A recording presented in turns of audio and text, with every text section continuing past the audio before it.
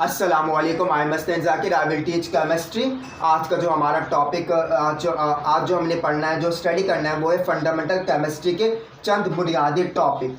तो मैं आपको पहले बता दूं कि अगर आपने ये टॉपिक समझने हैं तो टॉपिक्स अगर आपने समझे हैं तो आप आगे मूव करेंगे केमिस्ट्री के अंदर। जैसे कि आपने पढ़ा होगा कि केमिकल बॉन्ड के अंदर आयनिक बॉन्ड है, कोवलेंट बॉन्ड है, single covalent, double covalent, triple covalent, atomic structure, etc. ये तमाम टॉपिक्स आपने अगर सही तरीके से समझने तो आपने ये कॉन्सेप्ट क्लियर करना है। तो लास्ट तक ये वीडियो देखिएगा ताकि आपके ये टॉपिक जो है वो क्लियर हो जाए। तो सबसे पहले स्टार्ट करते हैं किसकी, एटम की। तो एटम क्या होता है, पहले आपको ये बता दूं कि एटम क्या होता है। एटम को समझाने से पहले आपको ये बात पता होनी चाहिए कि मैटर के 3 स्टेज होती हैं, 4 स्टेजेस होती हैं, 4 स्टेज होती हैं। और वो कौन कौन सी होती हैं? लिक्विड, सॉलिड, गैस और प्लाज्मा। तो मैटर को, अगर मैटर का एक मैंने प्योर फॉर्म लिया, एक टुकड़ा यानी एक पीस लिया हुआ है जो कि सब्सटेंस कहलाता है। सब्सटेंस को डिवाइड करा हुआ है मैंने यहाँ पे डायग्राम के थ्रू। सब्सटेंस डिवाइड होता जाएगा, एक ऐसा वक्त आएगा कि सब्सटेंस मजीद डिवाइड नहीं होगा। वो टाइम जिसमें सब्सटेंस मजीद डिवाइड नहीं होगा, डिविजिबल नहीं है, आप इंडिविजिबल है, तो वो पार्ट कहलाएगा क्या? वो पार्ट कहलाएगा एटम। यानी एटम मजीद डिवाइड नहीं होता। तो स्पोर्ट्स के जरिए यहाँ पे मैंने शो करा हुआ है ये एटम है। इस डॉट का हरगिज़ ये मतलब नहीं कि ये एटम है, क्योंकि इस डॉट के अंदर भी आपको मिलियन ऑफ एटम मिलेंगे। क्यों? क्योंकि एटम इतना छोटा होता है कि वो आप उसको नैकेड आई से देख नहीं सकते, और उसको देखने के लिए आपने with the help of microscope इस्तेमाल करना पड़ता है। माइक्रोस्कोप की मदद लेनी पड़ती है आपने एटम की स्टडी करने के लिए। तो एटम जो ग्रीक फिलोसोफर ने एटमॉस इसका नाम रखा, यानी एटमॉस कहते थे पहले इसको। और एटमॉस से हमने क्या वर्ड निकाला? एटम को हमने निकाला। एटम क्या है? छोटा पार्टिकल है जो डिवाइड नहीं होता।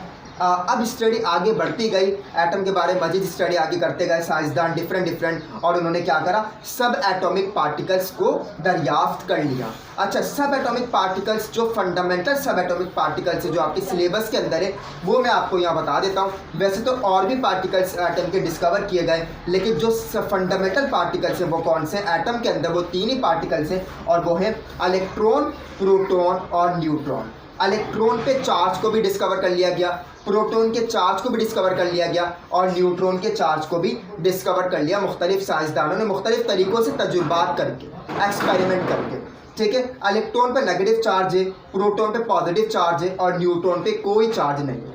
अब बात करते हैं कि एटम की, पहले आपकी पोजीशन बता दूं एटम की। जो इन तीनों एलिमेंट सब एटॉमिक पार्टिकल्स हैं, इनकी पोजीशंस क्या होंगी?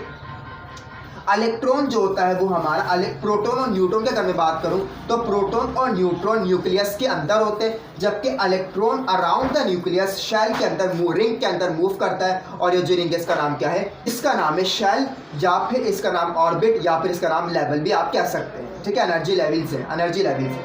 ठीक है, तो इलेक्ट्रॉन, प्रोटॉन, न्यूट्रॉन की पोजीशन मैंने आपको बता दी। एटम का कॉन्सेप्ट यहाँ पे मुकम्मल तौर पे क्लियर कर दिया है। अब एटम क्या होते हैं? दुनिया के तमाम एटम्स एक जैसे नहीं होते, डिफरेंट होते हैं, ये आपको पता होनी चाहिए, क्योंकि लिक्विड, सॉलिड, गैस, प्लाज्मा, ये तमाम एक दूसरे से डिफरेंट है। ये क्यों डिफरेंट है? बिकॉज एटम इनके क्या है? डिफरेंट है। एटमों का डिफरेंट की वजह से एलिमेंट का कॉन्सेप्ट यहाँ पे क्लियर हो गया है। तो एलिमेंट का कॉन्सेप्ट कब आता है? जब आता है जब एटम डिफरेंट होते हैं।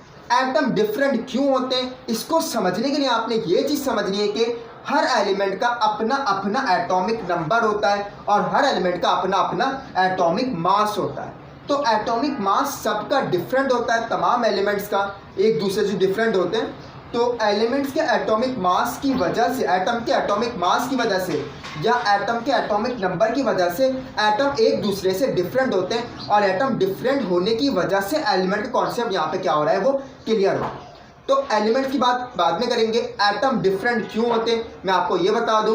एटम का एटॉमिक मास क्या होता है? डिफरेंट होता है। और एटॉमिक मास क्या होता है? इसका मतलब ये है कि एक एटम के अंदर जितने भी न्यूट्रॉन हैं और जितने भी प्रोटॉन हैं, दोनों को प्लस करेंगे आप, जो आपका नंबर निकलेगा वो आपका एटॉमिक मास कहलाएगा। और एटॉमिक नंबर का मतलब क्या है? आपके पास आपके एटम के अंदर कितने प्रोटॉन हैं और कितने इलेक्ट्रॉन हैं, वो नंबर आपका निकलेगा क्या? Atomic number. फॉर एग्जाम्पल के तौर पर एक एटम ले लेते हैं जिसका लिथियम है, एक एटम है, और इसके पास 3 इलेक्ट्रॉन मौजूद होते हैं। यानी 3 प्रोटॉन है, तो इसका क्या मतलब है, इसका एटॉमिक नंबर 3 हो जाएगा। ठीक है, अगर मैं आपसे बात करूं फॉर एग्जांपल के तौर पर हाइड्रोजन के ऊपर 1 लिखा है, तो हाइड्रोजन के पास 1 इलेक्ट्रॉन है, तो इसका जो एटॉमिक नंबर है वो डिफरेंट है। तो इलेक्ट्रॉन क्या है, इसमें ज़्यादा है, इसमें डिफरेंट इलेक्ट्रॉन है, डिफरेंट प्रोटॉन है, इसमें डिफरेंट इलेक्ट्रॉन और डिफरेंट प्रोटॉन है। तो एटम डिफरेंट क्यों होता है, क्योंकि उसका एटॉमिक नंबर या एटॉमिक मास क्या होता है, डिफरेंट होता है किसी दूसरे एटम से। तो एलिमेंट कॉन्सेप्ट कैसे आया कि एलिमेंट के अंदर एटम के एलिमेंट जो हैं वो फॉर एग्जांपल लिथियम है ये हमारा, और ये हमारा हाइड्रोजन है। ठीक है, लिथियम एक अलग एलिमेंट है क्योंकि इसके एटम क्या है, डिफरेंट है, और हाइड्रोजन हमारा अलग एलिमेंट है, एक अलग एलिमेंट है क्योंकि एटम जो है इसके अंदर वो डिफरेंट है, एटम इसका डिफरेंट है, इसका एटम क्या है, डिफरेंट है। तो एटम डिफरेंट होने की वजह से एलिमेंट कॉन्सेप्ट आपके समझ में आया। तो यहाँ पर मैंने लिखा हुआ है कलेक्शन ऑफ एटम्स, यानी एटमों का कलेक्शन जो होता है वो एलिमेंट कहलाता है। फॉर एग्जाम्पल के तौर पर एक एलिमेंट है जो कि हाइड्रोजन है, अगर मैं इस जैसा एक और एटम बनाऊँ जिसके पास 1 इलेक्ट्रॉन है, तो वो आप देख लीजिए कि अगर इस तरह बनाऊँ तो ये 2 एटम आ गए। एलिमेंट क्या है, ये एलिमेंट एक ही है, हाइड्रोजन है, लेकिन इसके पास 2 एटम है। तो एटम और एलिमेंट का डिफरेंस आपकी समझ में आया होगा। कलेक्शन ऑफ एटम्स, एटमों का कलेक्शन एलिमेंट भी कहलाता है, ये याद रखिएगा। ठीक है, अब एटॉमिक नंबर, एटॉमिक मास भी मैंने क्लियर कर दिया है मैंने आपको।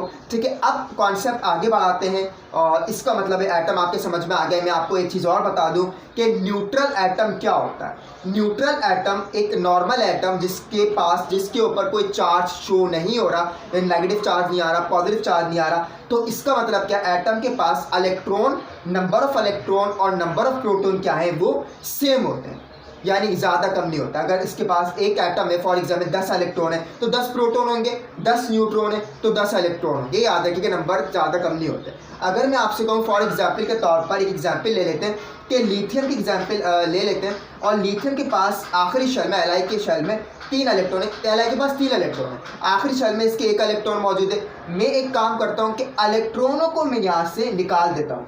लिथियम के पास से मैंने 1 इलेक्ट्रॉन को स्किप कर दिया। अब लिथियम के पास कितने इलेक्ट्रॉन आ गए, 2 इलेक्ट्रॉन है लिथियम एलाई के पास, और एलाई के पास 3 प्रोटॉन है। क्योंकि मैंने आपको बताया न्यूट्रल एटम के अंदर एक एटम होता है जिसके पास इलेक्ट्रॉन प्रोटॉन बराबर होते, ज़्यादा कम नहीं होते। एलाई के पास 3 इलेक्ट्रॉन थे तो 3 प्रोटॉन थे, ये नॉर्मली बात है। मैंने क्या करा, 1 इलेक्ट्रॉन को मैंने निकाल दिया। अगर 1 इलेक्ट्रॉन को मैं निकाल देता हूं तो जाहिर सी बात है इसके पास कौन से ज़्यादा हो गए, कौन सा चार्ज ज़्यादा हो गया, पॉजिटिव चार्ज ज़्यादा हो गया, क्योंकि प्रोटॉन 3 हो गए, इलेक्ट्रॉन 2 हो गए। तो इसके पास जो पॉजिटिव चार्ज ज़्यादा हुआ एटम के पास, तो ये अब एटम नहीं, ये अब आयन बन गया। आयन कौन सा बना, आयन पॉजिटिव बना। क्यों बना, क्योंकि 1 इलेक्ट्रॉन, एक नेगेटिव आयन मैंने निकाला था, तो एक नेगेटिव चार्ज, एक नेगेटिव पार्टिकल मैंने निकाला था, सब एटॉमिक पार्टिकल, तो इस पर चार्ज क्या आ गया, पॉजिटिव आ गया। तो ये पॉजिटिव आयन बनेगा जो कि हमारा कहलाएगा क्या, हमारा कैट आयन कहलाता है, पॉजिटिव आयन। ठीक है, अगर एन आयन की मैं बात करूं, कैट आयन का कॉन्सेप्ट मैंने क्लियर कर दिया है यहाँ पे। अगर एन आयन की बात करूं, मैं बात करूं, एक नॉर्मल एटम है लिथियम जिसके पास आपको पता है कि एलाई, वही एलाई की बात ले लेते हैं, 3 इलेक्ट्रॉन है और 3 प्रोटॉन, एक नॉर्मल एटम है, एक न्यूट्रल एटम है, इसके पास कोई चार्ज नहीं है। अगर मैं कहूँ फॉर एग्जांपल मैंने एक और इलेक्ट्रॉन इसमें ऐड कर दिया या ऐड करना चाहा, अगर मैं एक इलेक्ट्रॉन ऐड कर देता हूँ उसके पास, तो इसके पास नेगेटिव चार्ज क्या हो गए, ज़्यादा हो गए, और पॉजिटिव चार्ज आपकी क्या है, कम हो गए। तो नेगेटिव चार्ज ज़्यादा होने की वजह से इस पर चार्ज क्या आएगा, नेगेटिव चार्ज आएगा, और ये कौन सा आयन बन जाएगा, ये नेगेटिव आयन बन जाएगा, और इसका नाम होगा एन आयन। एन आयन का मतलब ANION, anion. Anion का मतलब क्या है, नेगेटिव आयन। ठीक है, तो आपकी समझ में आ गया, आयन का कॉन्सेप्ट क्लियर कर दिया मैंने। 2 आयन्स होते हैं, कैटायन भी होता है, एनायन भी होता है, नेगेटिव आयन भी होता है, पॉजिटिव आयन भी होता है, वो एक ही बात है। एनायन का मतलब नेगेटिव आयन और कैटायन का मतलब पॉजिटिव आयन। तो ये कॉन्सेप्ट भी क्लियर हो गया है, atomic number, atomic mass. I hope कि आपके कॉन्सेप्ट तमाम क्लियर हो गए होंगे, और कोई बात आपके समझ में ना आए तो वो आप पूछ लीजिएगा।